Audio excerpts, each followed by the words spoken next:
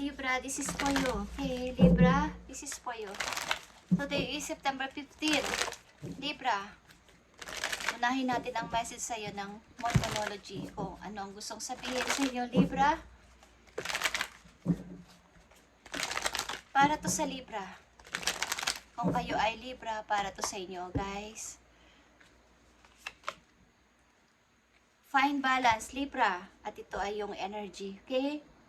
Find balance. Ano man yan. Ano man yung ginagawa nyo sa buhay is find your balance. Kumbaga,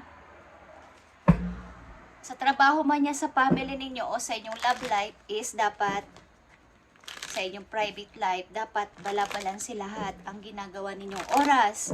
Ang percent ng pagbibigay nyo ng, ng panahon at attention sa bawat ginagawa ninyo is bigyan ninyo ng balanse. Libra, okay? So, tingnan natin guys ang inyong maaring situation para to sa lahat ng Libra guys. At kung para to sa inyo at gusto nyo sundin ang payo, sa last, hihingi tayo ng payo is nasa sa inyo. Okay, Libra? Tingnan natin ang maaring yung situation. At maaring sasama dito ang mga taong involved sa buhay ninyo. Okay? Energy ng mga taong involved sa buhay ninyo. Libra? So, tingnan natin. Libra, nakikita mo tong Nine of Pentacles. Okay, nandito ka sa time na kayo ay okay sa pera. Nag-i-enjoy bilang isang single o bilang isang nag-iisa sa buhay is ini-enjoy nyo ang inyong nakamit o makakamit. Okay? Sa inyong kasalukuyan. Maaaring kayo ay okay sa money, okay sa trabaho, at okay sa lahat. Okay, Libra? So, find balance. Bigyan ninyo ng kaukulang balance ito, guys. Okay? Kung kayo ay masyadong nakatuon sa inyong trabaho at sa inyong money, is baka nawawalan na kayo ng time sa inyong family, sa inyong mga mahal sa buhay, na involved sa buhay ninyo, sa kasalukuyan, nawawalan na kayo ng oras. So, find balance, Libra. And be proud of yourself. Maging proud kayo sa inyong nakamit na to sapagkat ito ay pinaghirapan ninyo, Libra, okay? So, tingnan pa natin ang mga messages para sa inyo. Two of Swords and Reverse. Okay. Maaring meron na kayong napagdesisyonan na mahirap man nung umpisa is napagdesisyonan nyo sa inyong kasalukuyan na gawin na to o desisyonan na to, okay? Ginawa nyo na yung nararapat. Kumbaga, ito na yung time to decide. Ito na yung time to choose, okay? Tingnan natin, Libra, ang mga messages pa para sa inyo. Yeah. Eight of Wands. Kumbaga, nandito na to, kailangan ko na tong gawin. Kailangan ko nang mabilisan tong pagdesisyonan. Kailangan mabilisan ko na tong gawin o piliin ang bagay na to. Kung ano man to. Okay? Tingnan natin. Libra, ang messages sa mga Libra, ibigay mo ang mga messages sa Libra, September 15, 2024, sa mga Libra nandito sa reading, na gusto mong bigyan ng message. Okay, Eight of Wands. Yeah. Isang bagay na maaring meron kayong i-build, meron kayong ipapasimulan, o meron kayong dadalawin, meron kayong, kumbaga, nakapag-desisyon na kayo na ito na yon. Ito na yung time ko para magpakasal. Ito na yung time na mag-settle na ako, okay?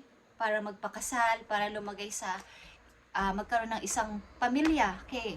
Maaring nakapag-decide na kayo, bagamat ang hirap dati mag-decide, o may tao dito guys sa inyong buhay na kayo ay kumbaga, nirarush na mag-decide na para dito sa kasal na to. Okay? Para dito sa pieces na to. Titingnan natin yan kung negosyo yan o pagpapakasal. Isa itong celebration na mangyayari sa inyong buhay, Libra, na talaga namang napag-desisyon nyo ng medyo matagal pero nakapag-decide na kayo. Okay? Tingnan natin, Libra. Yeah, Ace of Swords. Alam ko na kasi yung totoo, okay? So, kailangan ko mag-decide. maaaring nagkaroon kayo ng clear, okay? Kaliwanagan sa sarili, kaliwanagan sa isip na ito na yung time to decide, ito na yung time to choose, okay? Kailangan ko na tong sabihin, kailangan ko na tong i-reveal, okay? Kailangan ko nang mamili kung ano man to. Tinampan natin, Libra. Yeah. Ang aking pusa ay okay. Okay guys, the High Priestess is here. Nakikinig kayo sa inyong intuition, okay? Maaaring meron na kayo na pagdesisyonan at ito ay galing sa inyong sarili mismo. Maaaring gusto nyo na talagang i-reveal ito sa iba, okay? Maaaring nagkaroon na kayo ng kaliwanagan at nakinig na kayo sa inyong sarili compare sa payo ng ibang tao. Mas ito na yon. Kailangan ko na magdesisyon talaga dito sa bagay na to. Because ito ay para sa akin. Okay? Kailangan ako ang masunod dito. Okay, Libra?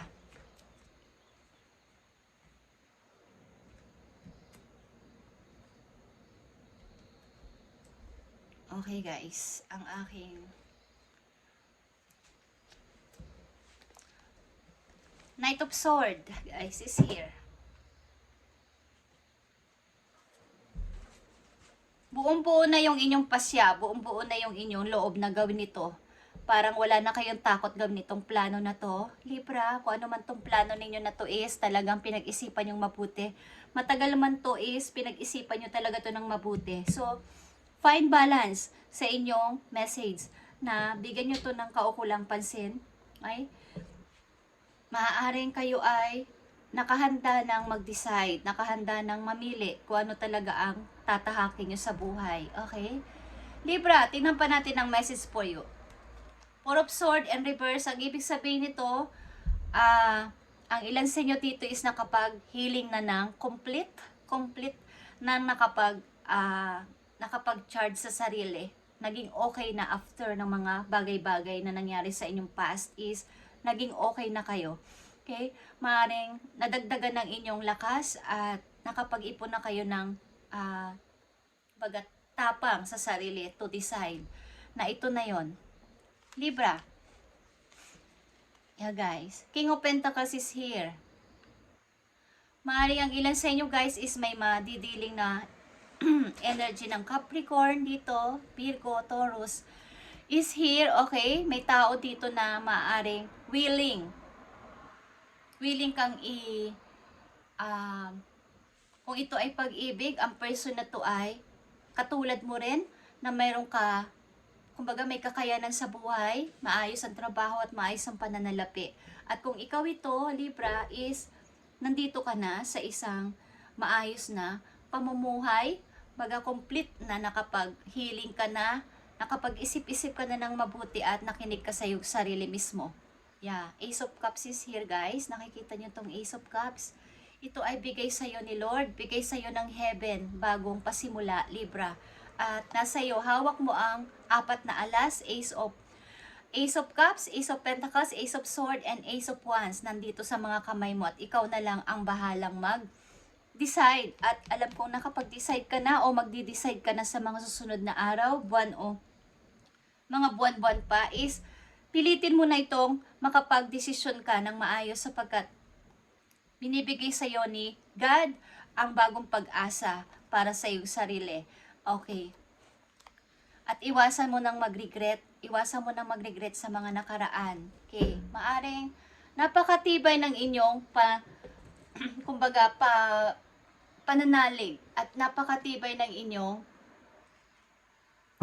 paniniwala na may bagong pag-asang darating sa akin. At ito yon, guys. Ace of Cups is bagong-bago ito na bigay sa inyo ng kapalaran na bagong pasimula. Okay. Kung ito ay bagong tao, may bagong taong paparating sa inyong buhay. Okay. Maaring kayo, guys, ay maglalagay sa tahimik. Okay. Ang ibig kasi sabihin ng lalagay sa tahimik sa Tagalog, guys, is magpapakasal. Okay? Sa ibang words, hindi ko alam ang ibig sabihin nun sa inyo. Okay? At yun ang sinasalita sa aming probinsya. Okay? So ko ay pure Tagalog, guys. Okay. tingnan natin. Ang mga future na messages pa na darating sa inyo, Libra. Ibig ko sabihin, mga susunod pang araw, susunod pang linggo, susunod pang buwan, at susunod pang taon, o sa isang taon. Okay? Libra, para sa mga Libra nandito sa reading, ibigay mo ang tamang message sa mga Libra. Temperance, okay. Temperance is here. Patience ito, guys. Okay? Sa mga susunod na araw, buwan, o taon is, andito ka na meron kang, kumbaga, lahat ng mga gagawin mo is, binibigyan mo ng halaga. Kumbaga is, mayroon kang big target, doon ka nakafocus, okay? Binibigyan mo ng mahabang paghihintay, hindi ka nagmamadali. Kumbaga, lahat ng iyong mga hinihiling, ang iyong mga panata is, parang binibigay mo sa kay Lord, kay Universe ang pagpapasya. Paring kayo nang bahala sa akin. Okay, kayo nang bahala sa mga plano ko. Okay, yun ang mga sinasabi mo. Okay, Libra, tingnan natin ang message pa for you. Three of Wands is here. Okay, sa mga susunod na linggo, araw o buwan is, maaring kayo ay magkakaroon ng parang pagda-doubt, okay, sa inyong sarili na ito na ba yung hinihintay ko? Okay, ito na ba talaga yun? Ito na ba talaga yung pupuntahan ko? Okay, meron kayong mga pag-iisipan sa mga susunod na linggo o buwan na ito na ba talaga ang dapat kong pagdesisyonan? Okay, but andito ang message sa inyo sa umpisa pa lang is you need to decide, at nakapag-decide ka na dito. Maaring ito ay rushing message na Libra, okay? Kailangan ko na ang sagot mo dito sa proposal ko na kung sasagot ka ba ng oo o hindi. Okay, sapagkat ito ay bagong pag-asa sa'yo, bagong pag-asa for you, Libra. Kailangan nandito ng final decision, okay? At maaaring ilan sa inyo dito ay may tatapusin na cycle about sa kasal, at kailangan ng yung decision, kailangan ng yung oo o hindi dito, kailangan ng sagot mo dito, kailangan na ikaw ang haharap ng personal, okay, Libra, at dapat mo tong paghandaan, okay. Maring ilan sa inyo is bibili ng mga lupain, guys, o bibili ng sariling lupa, okay, nakita ko dito, bibili kayo ng, kumbaga pagtatayuan nyo ng negosyo, okay. So, tingnan natin, Libra, ang guide na ito ay advice para sa inyo, para kayo ay magkaroon ng guide. Okay, Libra? Para to sa mga Libra na nandito sa reading, ibigay mo ang tamang guide at payo sa kanila, sa kailang mga dapat gawin para magkaroon sila ng guide sa kanilang desisyon. Libra, we see that you are on the brink of breakthrough that you have patiently been waiting for. A situation is about to come full circle. Libra, the lessons have been learned. This is the win-win situation for you. Trust that we are working behind the scenes to ensure the best outcome for you. Amen. Okay. Libra, and happy Sunday sa inyo lahat, guys. Sa mga pupunta sa charts at lalabas is mag-ingat kayo at ipag-pray nyo itong nakita ko dito sa reading para sa inyo, okay? Ito ay isang win-win solution para sa iyo. Nakita ng inyong mga guides doon sa heaven na napakalakas at napakatatag ng inyong faith. Parang pasensya, okay? Sa inyong paghihintay. So, ibibigay ni Lord ang inyong hinihiling. Kung ito ay pagpapakasal o ito ay desisyon mula sa isang, di ko alam kung korte or what, is nandito ng sagot. Ito ay win-win solution. At ginaguide ka ng yung mga guidance doon sa heaven behind the scene, Libra, na hindi mo nalalaman. At bibigyan ka ng best outcome. Okay? So magtiwala ka. Magkakaroon ka ng best outcome. Nandito ka na sa parang malapit na. Okay? Nakikita nila ang iyong situation na ikaw ay napakataimtim na naghihintay at nagpipray. Malakas ang iyong pananampalataya. Okay? So, bibigay na sa iyo ang answer sa iyong mga pinapag-pray, Libra. So, ibibigay sa iyo ang 4 na alas. At ang unang ibinigay sa iyo ay Ace of Cups. But, nasa kamay mo na yung 4 na alas. Kumbaga, ikaw na ang bahala mag-decide. Kaya nandito ang Two of Swords in reverse. You need to decide. Okay? Kung gusto nyo lang. Sapagkat ito ang napakaganda ng inyong kakalagyan o kahihinatnan ng inyong pagdedesisyon na to. Kailangan dito ng final decision. Okay, Libra, kung ano man tong inyong situation, is kailangan dito ng final decision sa inyong kasalukuyan. Okay? Ito ay matagal mo nang hinihintay. 3 of Wands. Bagamat nagda-doubt ka kung darating pa o hindi. Matagal nang naghihintay ka dito, but ibibigay na sa iyo ni Lord ang iyong matagal na hinihintay, Libra, ano man yan, ano mang decision yan, ano man yang hinihingi na. Ito ay rushing. Okay? Isa pang message for you, Libra. Resilience is one of the strongest qualities you have. Ikaw ay nananahimik lang kasi sa situation mo. But ito ay strong na qualities na meron ka. Okay? It has gotten you through so many trials and tribulations in the past, and it will continue to do so.